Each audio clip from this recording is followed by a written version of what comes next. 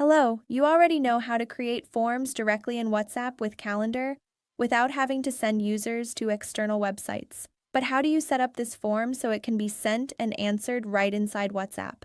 That's exactly what I'm going to show you in today's tutorial. Here on the Calendar dashboard, we select WhatsApp Journey Builder.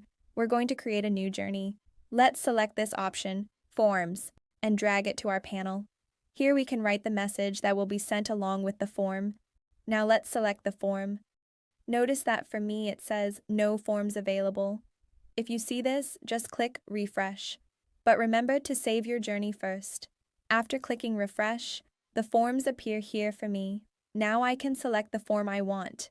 Next, we're going to add a new message, the message that will be sent after the user fills out and submits the form.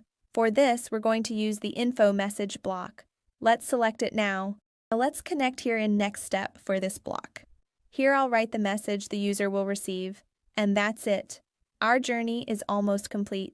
You can add new buttons and new messages if you like.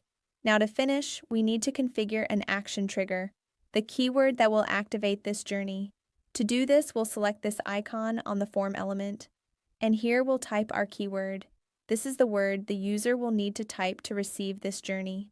As an example, I'll type digital marketing, and now let's save. Our journey is ready. Let's test the journey we built with Calendar. I'm going to click on the WhatsApp app. Now I'm going to type the keyword we set up. Very quickly, I receive the message with the form. I click Continue and the form opens inside WhatsApp. Now I'll select the answers. We also have a drop-down question here. I choose my answer and then click Complete to submit the form.